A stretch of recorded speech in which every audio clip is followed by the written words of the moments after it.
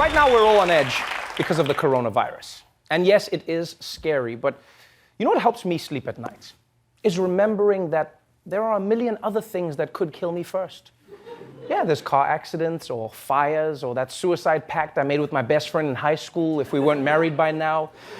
But luckily, the US government recently took action to cross one potential killer off the list. The U.S. Environmental Protection Agency is targeting PFAS chemicals in its new proposal for a national drinking water standard. PFAS are toxic chemicals linked to serious diseases like, cancer, liver damage, and thyroid disease. And guess what? They never, ever, ever degrade. In fact, they're known as forever chemicals. They're so prevalent, CDC scientists believe PFAS chemicals are in the bloodstreams of nearly all Americans. Yeah, apparently there's a group of chemicals called PFAS that are in all of our blood, and it might cause cancer. And because they're impossible to break down, they're known as forever chemicals, which sounds really dangerous, but also kind of romantic. You know? Yeah, it does. It sounds like something from an old school R&B song. You know, it's just like, girl, I want to be your forever chemical. There's nothing toxic about our love. But what are these forever chemicals? And how did they get into us? Because if it's not sexually transmitted, I don't know how I got it. Now, forever chemicals might be with us until the end of time, but they were only engineered by scientists about 80 years ago. And for a while, it seemed like they would only change the world for the better. PFAS chemicals were first discovered in 1938, accidentally by scientists. They were used a few years later in the Manhattan Project. What makes PFAS so useful in manufacturing is how the chemicals fit together. The fluorine atoms just so happen to fit perfectly around the carbon atoms to create a bond that resists things like heat, oil, and water. It's in most products that are water, heat, and grease resistant. They're used to repel water, grease, and oil in all sorts of things, from carpets to clothing to nonstick cookware. That's right. Forever chemicals are used to keep things like food, oil, and moisture from sticking to surfaces, which you can't deny is really useful. I mean, like, I don't want to get cancer. But at the same time, have you ever tried scraping eggs off a like a sticky pan? Have you tried that? It's a nightmare. Like, there have definitely been times when I was just like, I'd rather be dead! And this technology was discovered by scientists entirely by accident, which always amazes me that they can do this. Like, scientists are always making one thing, but then they discover something totally different. You know, I mean, like, I've done the same thing in my life. Like, one time I was trying to create dinner for my girlfriend, but instead I discovered that she didn't love me. I guess in a way, me and Stacy were also non-stick. But the point is, these forever chemicals have tons of uses. They were even used in the Manhattan Project to help build the first atomic bomb, which means at some point in the 1940s, a general was like, did you discover a way to defeat the Germans? And the scientists were like, we're still working on it. But before I get to that, has this ever happened to you? Now, forever chemicals would be incredible if they remained in all those products like they were supposed to. Unfortunately, they just can't seem to stay put. So once they're made, they just accumulate in the environment, they end up in our water supply, they end up in our food, and they end up in us. The environmental watchdog group found forever chemicals, or PFAs, in drinking water in some 31 states. You'll find them in the lining of typical takeout containers and pizza boxes. But the toxins in the packaging can transfer into food. The Food and Drug Administration just found substantial levels in some grocery store meats and seafood. And they found even higher levels in chocolate cake that can be bought off the shelf. Damn, chocolate cake takes no prisoners. If it doesn't get you with the diabetes, it's got a backup plan to take you down with secret chemicals. Yeah, it's like if Walter White teamed up with Betty Crocker. And why does this always happen with food we love, huh? It's always the food we love that's coming to kill us. You never hear the news say, this just in, fermented horse meat is bad for you. It's always like, do you enjoy chocolate cake and water? Well, you dead now.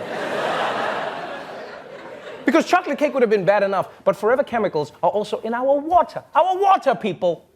That means it's in the sink, it's in the shower, which means it's seen me naked, so it could give me cancer and blackmail me. I swear to God, forever chemicals, you tell anyone about that thing hanging off my back and I'll kill you. So anyway, thanks to forever chemicals, everything from your food to your drinking water is contaminated. And yes, the EPA is finally starting to take action now, but people have been raising concerns about these forever chemicals for decades. And for decades, companies like DuPont were brushing off those concerns like they were food on a Teflon pan. Even DuPont says it cannot rule out that Teflon-connected products, such as its Stainmaster carpet treatment, give off the chemical. Uma Chowdhury, a vice president of research, is the DuPont executive chosen to publicly defend Teflon. She says Teflon is completely safe, even if the key chemical is in everyone's blood. Everyone has it. Everyone has it. It's in my blood? Your blood? Possibly. We do not believe there are any adverse health effects. Is it a through good the thing use. to have it in your blood? There are lots of chemicals that are present in our blood. There are lots of chemicals in our blood. Yeah, but right now we're talking about the chemicals your company put there. What kind of defense is this? Can you imagine if you caught someone breaking into your home and you're like, hey, what are you doing here? They're like, there are many people in houses right now. I mean, who's that guy? You're like, that's my husband. My point exactly. So at this point, no matter what the government does to fight forever chemicals, there's a good chance a lot of the damage is already done. If you've got blood, these forever chemicals are in it. So all companies like DuPont can do now is just put their best spin on things, which isn't easy. Well, I won't lie, if I ran DuPont, I'd try and figure out a way to make it look good. You know, I wouldn't hide the fact that they may have poisoned almost every human on the face of the planet. No, I would make ads to own it with pride. What do banks, real estate, and the Oscars have in common? Discrimination. But at DuPont, we're all about inclusivity. That's right, no matter who you are or where you're from, DuPont will poison you. I grew up in Texas, and I've got DuPont chemicals in my blood. Look at me. I am from Uganda, and I am poisoned. Because of all these chemicals in my blood, the doctors say I've got cancer. And so does my husband. DuPont, forever chemicals for everyone. Like many places around the world, Australia has an annual fire season. But thanks to climate change, this year it's gone from being a season to a never-ending nightmare. Halfway across the world, a catastrophic situation is playing out in Australia, where massive wildfires are forcing thousands of people from their homes. We knew the wildfires in California were huge in 2018. And last year, the fires in the Amazon were even bigger. But since September, the fires here in Australia have already burned more than 3 times both those events combined. Firefighters facing a relentless battle. Skies thick with smoke and glaring orange. The fires generating so much heat, authorities say they're creating their own weather system, including several fire tornadoes. Holy shit, fire tornadoes? You know climate change has gotten bad when we're getting disaster mashups. Like, you realize if we don't do something about climate change, this could become the norm. Like super disasters, like tsunami volcanoes, or blizzard earthquakes. And the most disastrous combination of all, the Emoji Cats movie. And these wildfires have been catastrophic on many fronts. They caused dozens of deaths, they've destroyed thousands of homes, and they have been especially devastating to Australian wildlife. Firefighters are racing to save the wildlife amid those wildfires still raging. The staggering toll we've been reporting on here, now an estimated 1 billion animals lost. Experts say 80% of Australia's wildlife can only be found on this continent, and many are now threatened. And as temperatures soared, koalas face dehydration. This firefighter lent a helping hand, and this cyclist gave water to a koala who just couldn't drink enough. Oh, man. That is just heartbreaking. And not just because so many animals are being wiped out, but because Australia has the coolest animals you can't find anywhere else. Like, no one else has animals with a built-in fanny pack, huh? Which other country has an animal that looks like a beaver banged a duck? And of course, Australia is home to the rarest species of all, the Hemsworth brother. We need them. We need them. I also have to say, it's heartwarming to see people, coming to the rescue of animals. Quick heads up, though, and this is completely true. The koala population is riddled with chlamydia. So I'm just saying you may want to scrub that water bottle before you have sex with it. Yeah, you don't want to get your own personal bushfire. Now, Australians aren't just hurt and scared because of these fires right now. There's also a lot of anger in the country. And a lot of it is aimed at the Australian Prime Minister, Scott Morrison, who many Australians feel hasn't handled this situation like a leader should. This nationwide crisis started back in September. The Prime Minister continues to face backlash over the response. Morrison has been heavily criticised for insisting that the responsibility belonged to state rather than federal government, and for vacationing in Hawaii during the fires. I get it that people would have been upset to know that I was holidaying with my family while their families were under great stress. Scott Morrison set out for a prime ministerial moment on the fire's front lines. Instead, rejection, a firefighter refusing the prime minister's handshake. Other residents heckled the prime minister. Hey, come back! You're not welcome! Until he drove away. You from the media, tell the prime minister to go and get from Nelligan. We really enjoy doing this. Wow. That is an angry Australian man. And usually it's hard to tell when Australians are angry, mostly because their accent always sounds upbeat. And I was just like, hey, mate, I'm going to stuff a bloody dingo up your ass. And you're like, oh, thank you. So Australians are angry at the Prime Minister because he was on vacation during a crisis and he didn't want volunteer firefighters to get paid even though they're risking their lives. And while Australians are accusing their Prime Minister of not stepping up, the rest of the world, luckily, is trying to help in a major way. Apocalyptic destruction and a global reaction.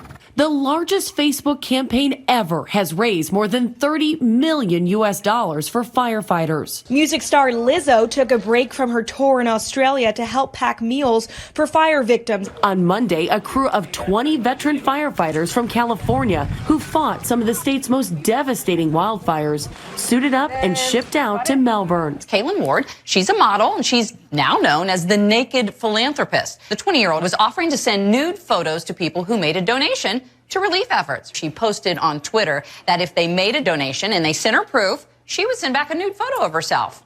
She says the idea has helped raise $1 million in donations. Wow.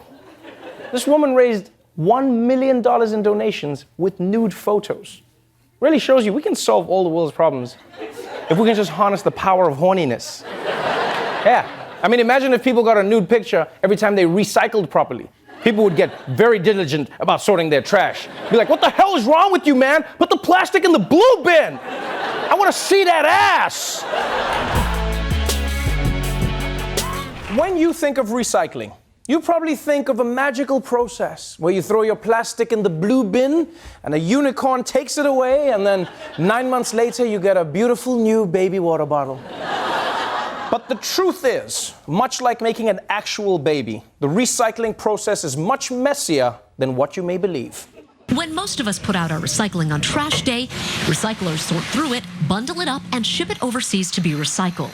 For decades, much of that waste was sold to China. America's main export to China by volume was trash. Recycled metal, cardboard, and plastic. For decades, China's been a global dustbin, taking huge quantities of our rubbish and recycling it. The relationship was symbiotic. China would ship goods to the U.S. The U.S. would use the empty ships to send China recycling. China would then use the recycling to make new goods to ship to the U.S., and the cycle continued. Yep, from China to America, and then back to China, and then to America again. Basically, it's the circle of trash. Paper, plastic into paper. A paper, plastic into paper. A paper, plastic into paper. Yeah, believe it or not, America creates so much trash that it's had to send it over to China to be recycled. Which isn't really surprising when you think about it. Like, nobody is better at creating unnecessary trash than America. I mean, this is the same country where you can buy orange slices in a plastic container. Yeah, as if there wasn't already a container for orange slices called an orange. It's in the container.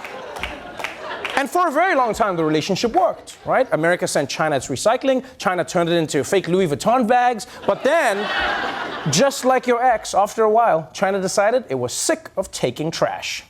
By 2012, China was receiving nearly half of all the recycling that Americans shipped out of the country. A lot of those materials could not be recycled. They were ending up in landfills, the environment, or worse, taking a human toll. Now the country is trying to clean up its image.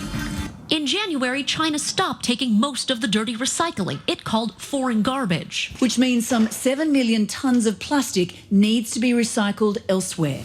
Yep. You see, back when China was a poorer country, they were fine with sorting through America's recycling. But now that they're more rich and more powerful, they've decided that that's beneath them, which is understandable, right? You start making some money, you upgrade your life. It's like when you get a big promotion, you know, so you start buying the super soft toilet paper, yeah? Instead of using napkins you stole from Burger King. You know what I mean? You know, when you lay them together and you make sure the corners overlap. We've all done that, come on. So with China no longer taking America's plastic, all the recycling has had to find somewhere else to go. And for a while, there were a lot of countries in Asia that were willing to take it. In fact, they were happy to take it. This used to be mostly paddy fields, but rubbish, which has been dumped here for almost 40 years, dominates the landscape. Villagers here don't mind. In fact, they welcome it. Like many others, Giman makes a living from sorting through the waste. This used to be a poor area. I couldn't even afford to go to school. But with this trash, I could put my 3 children through school. My oldest is getting a PhD. That's insane, right? Like, that is one of the craziest things ever. This guy managed to get his kids a degree from trash, which is ironic because that trash probably contained a few actual degrees. And his story wasn't the only one. Many people around Asia were making money by sorting through America's recycling, right? Which isn't a great job, but for many people it changed their lives. But as we said earlier, America uses a lot of plastic. And after China closed its doors, many of these smaller countries couldn't handle the volume of plastic recycling that was coming into their countries. It turned from a blessing into a curse, which is always the case with plastic, let's be honest, right? Whether it's plastic recycling or plastic surgery, a little bit is okay. Yeah, but if you do too much, you look like you're always watching the end of an M. Night Shyamalan movie. It's just like, what? They're allergic to water? So just like China, all these other countries have decided that they've had enough of Western trash. We don't want your recyclable trash. That is the message from Cambodia. That country just sent back 83 shipping containers filled with 1,600 tons of plastic waste back to the U.S. and Canada, saying, quote, Cambodia is not a dustbin where foreign countries can dispose of waste. Countries like the Philippines say it's Western waste littering their shores, sent to poorer countries instead of being recycled. The president of the Philippines, Rodrigo Duterte, even made it very clear to Canada that the trash was not welcome, to send it back to Canada. Your garbage is on the way. Prepare a grand reception. Eat it if you want to. Oh, wow. Wow. Rodrigo Duterte does not mess around. Prepare a grand reception for your trash and eat it if you want to? It's a slam, but it's such a weirdly formal way to tell someone to shove it up their ass. Like, no, like I'd love to hear Duterte deliver a yo mama joke. It's just like, your mother has overindulged so much that the government recently bestowed upon her her own area code. Slam. So, Cambodia, Malaysia, Philippines, China, all of them have come together to say it is time for America's trash to go home. In other words, send it back. Send it back. So now, the trash is headed back here to the US. And you might be saying, well, fine, Trevor, we'll just have to recycle it ourselves. Well, unfortunately, it's not that easy. So what happens now to the plastic we used to ship to China? Not much. A lot of it's just piling up here in the States. A lot of plastic comes to recyclers like Bulgaria all mixed together. Impossible to separate cost-effectively. Cities across the country are now re-examining whether their recycling programs are going to waste. Is it better for people to recycle wrong or not at all? It's better for people not to recycle at all. It sounds crazy, but you have to put it in context. Okay, when it comes to like tin cans, like all of that stuff, you can still recycle it. But when it comes to plastic, incorrect recycling is worse than no recycling at all. And even though you might think, no, I recycle correctly, the chances are that you're not. Like, we all think we're recycling when we put a plastic bottle in the little blue plastic bin. But what we're actually supposed to be doing is taking the lid off the bottle, and then you're supposed to take that little ring off that's under the lid of every single bottle. Yeah. Oh, and if you get takeout, You can't just throw that in the bin and call it a day. Even just rinsing it off isn't good enough. You're supposed to wash that thing, like make it clean, like cleaner than Mike Pence's browser history. Just everything. Yeah, his shit is going. Are you kidding? He's like, I won't even type Google because it sounds like a sex thing. And now, I know, when I say these things, you might be thinking, dude, I love this planet, but those plastic rings, that's too much. Well, then there's one other thing we could be doing, and that is using less plastic. Which I know is hard, because we've all gotten used to it. Like, I'm obsessed with it, we all use it, it's convenient, but we're gonna need to try. I've actually thought of a few solutions for all of us. You know, instead of plastic plates, I was thinking we can just use our iPads, okay? Think about it, it's flat, it's big, and as an added bonus, when you watch Netflix during dinner, you don't even have to look up, yeah? You can just be like, oh no, they killed 11! Oh no, that's just bolognese. Yeah, she's fired. We can do it for everything. Yeah, as for all those delivery containers that you get from like Postmates, no, that's something you don't need. Just have the delivery guy put all your food in his mouth, and then he feeds it to you like a baby bird when he arrives. You'll be helping the planet and you'll make a really close friend. Yeah, so the next time you plan on tossing out a piece of plastic that you used for like a total of 3 seconds, just remember that pretty soon that plastic may be headed back your way. So if you don't know, now you know. Why have wildfires been so bad in recent years? Well, if you immediately said, duh, climate change, well, then okay, you're mostly right. It's a disastrous new normal. Catastrophic fires, once contained to one season, now a harrowing year-round battle. We gotta go. A major factor, climate change. In the last 40 years, fall temperatures in California have increased about 2 degrees, while precipitation has dropped about 30%. Longer dry seasons and extreme events like heat waves that synchronize the risk of fire across enormous landscapes. Climate change is increasing the area burned by the average wildfire, more than doubling it since the 1980s. Since 1930, 5 of the biggest fires so far, out of the top 10, have been this year. California is America fast forward. In other words, a postcard from the future. Oh man, are you serious? California is basically a postcard from the future? That means the future is also on fire? I mean, it also means that the post office is still functioning in the future, so I guess, woo, we did it. And that really is mind-blowing. 5 of the biggest fires have been this year? That's insane. Although this is 2020, so I'm kind of shocked that all of the biggest fires haven't been from this year. Wildfires might be here to stay, which is awful for humans, but especially bad for trees, because they can't move. Humans can just run away from a wildfire, but trees, they're just stuck there. Can you imagine how terrifying that must be for them? Ah! Ah! Ah! Ah! Now, there are a number of ways that climate change makes wildfires bigger and more frequent. For instance, not only does drier wood and leaves make better fuel for fires, but hot weather is also associated with increasing lightning strikes that ignite them. In fact, even small things about climate change can have a huge ripple effect that leads to fires.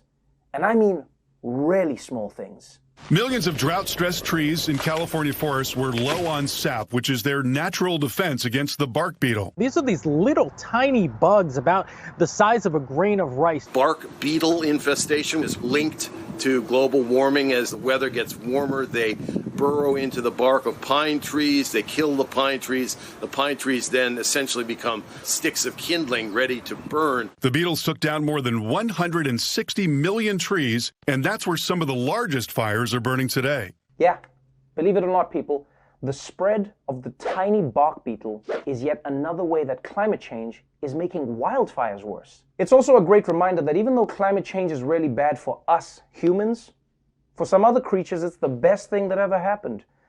It's like how the Trump administration has been a disaster for most people, but great for various reptiles. And I gotta be honest, I never thought the apocalypse would be caused by such a lame villain. I mean, really, guys, beetles are gonna be the reason everything's on fire? Come on, man. The last season of Game of Thrones was bad enough when Daenerys was burning everything down with dragons. Now imagine if she had beetles instead. That shit would make the Bran storyline seem exciting. Ugh. Let's get back to the kid who's like a bird or something. I don't watch these beetles. So yes, we have to address climate change. But the truth is, climate change isn't the only reason that these fires have been getting worse. There's also at least a century of government stupidity. Controlled fire or prescribed fire is the method of burning certain land to reduce wildfire hazards. This method was developed by Native Americans thousands of years ago. These low-intensity fires, called cultural burnings, have built much of California's forests. Without controlled burns, forests would have become overgrown and unmanageable. Overgrown forests create a lot of fuel in the form of dry or dead plants. As European colonization grew in California, native tribes were banned from engaging in cultural burning, and over time, state and federal authorities focused on quickly extinguishing any wildfires. For example, the U.S. Forest Service's infamous 10 a.m. policy said that any fires that occurred must be put out by 10 a.m. the next day. This limit on fires did little to reduce the fuel that was growing on the forest floor. And even with these policies, California still has fuel loads waiting to be burned from centuries ago, making prescribed burning far more tedious and expensive than previously thought. Yeah, you heard that right. One thing that would help out a lot is if California had been doing more controlled burns, which is basically when you burn a little to prevent a lot from burning later. It's the same way you meet your college friend for coffee so that you don't have to have a 3-hour dinner with them. And you know, you have to admit, it's pretty unbelievable that California is now doing what they outlawed the native people from doing. I guess it's kind of hard though to kick somebody off their land and take their advice at the same time. This is my property now, you savage! Oh, also before you go, do you have any landscaping tips, like any mulching techniques or things that I have to learn? Now obviously it's bad enough that wildfires are burning millions and millions of trees. But what makes it an especially big problem for people is that we've been giving the fires a lot more of our stuff to burn. Since 1990, 60% of all the homes in the United States have been built in the wildland-urban interface. We've got houses in places we didn't used to have houses, and that puts people and property at risk. As more houses are built near wildlands, more of them burn. 50 years ago, wildfires destroyed a few hundred structures per year across the United States. Now it's more than 3,000. In California alone, more than 6 million houses are in wild areas. Because urban housing is so expensive, instead of avoiding these high-risk zones, Californians continue to build in a tinderbox of grass and trees boxed by Windy Canyon. Instead of Smokey Bear in the middle of the woods, we need a Smokey Bear in the middle of suburbia. You do yourself a favor, Smokey Bear, and you stay out of the suburbs. We don't want Karen calling the cops on you. Hello, 911? There's a bear in my neighborhood, and he's brown. But yes, one big problem is that more and more people are building homes in the middle of the forest. And let's place the blame where it belongs here, with the Keebler elves. Yeah, these guys made living in the forest look so cool that everyone started doing it. You get to be in a tree making cookies all day, sounds great, but guess what? Those cookies are covered with beetles. And if we're honest here, guys, one of the bigger issues is human arrogance. We just think we can build wherever we go. You know, wherever we build a house, that's our land now. It's the same way people in Florida are always surprised when alligators show up. Oh, there's an alligator in my backyard. No, there's a person in that alligator's house. But the good news is, we can fix these problems. Yeah, believe it or not, the wildfires don't have to happen the way they have been. We can stop them if we take action to reduce climate change. We can stop them if we maintain the forests, and we can stop them if we build in environmentally sensitive ways. And as for those beetles, you leave them to me.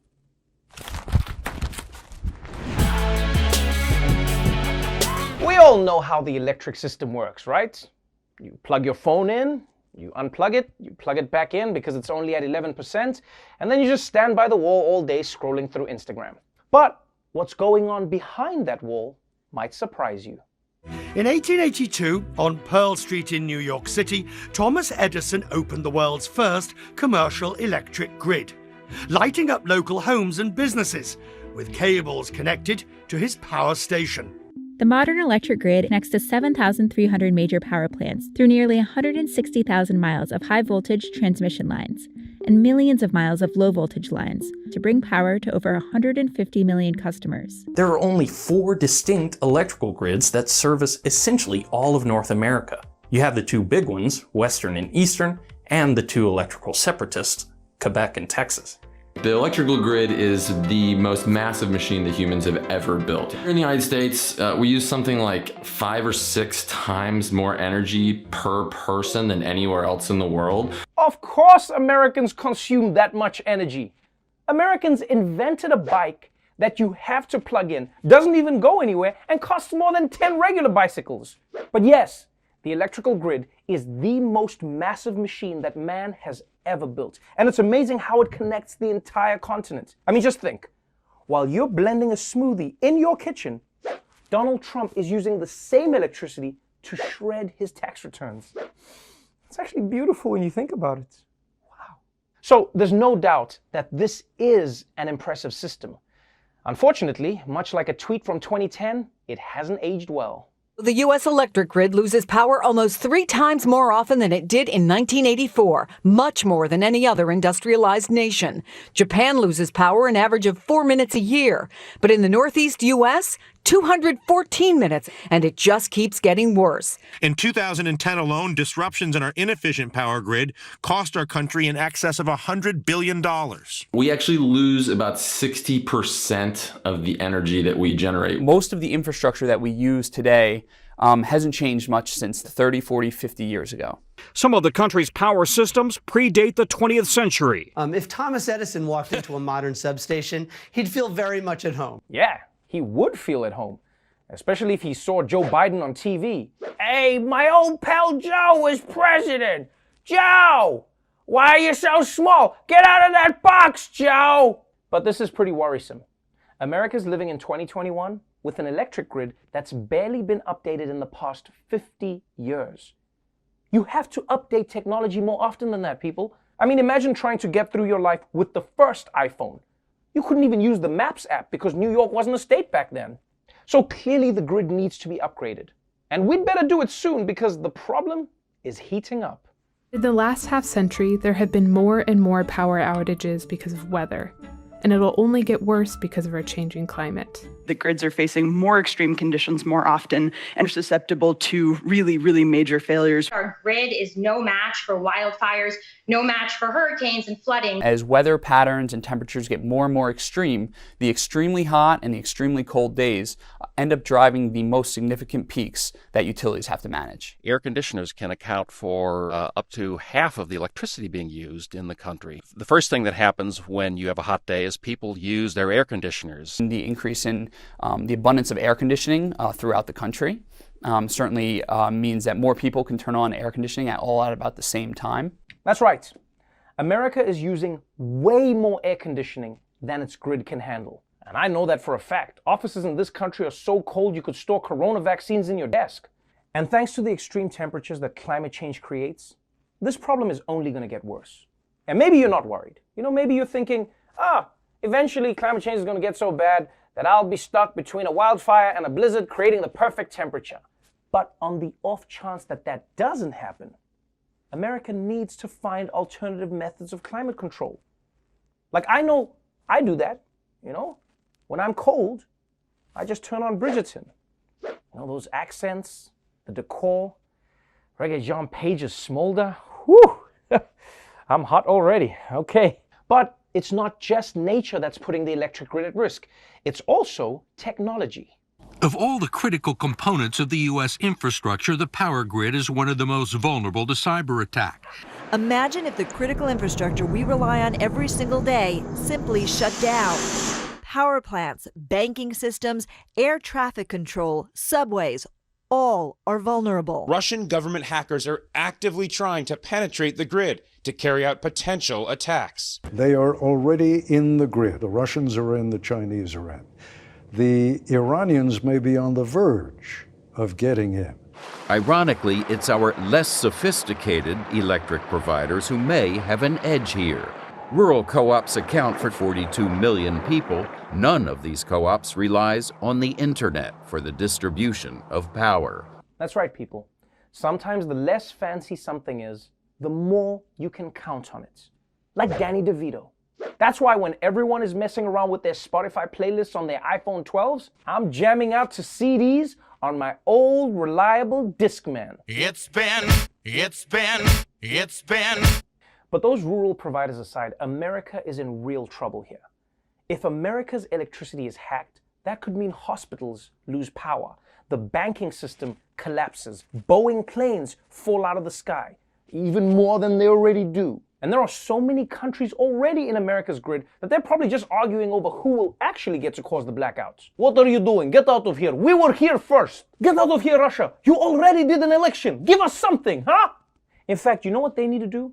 They need to update the Geneva Conventions for this new kind of warfare. They gotta be like, okay, look, we can bomb each other as much as we want, but can we agree no cutting power when there's a new one division?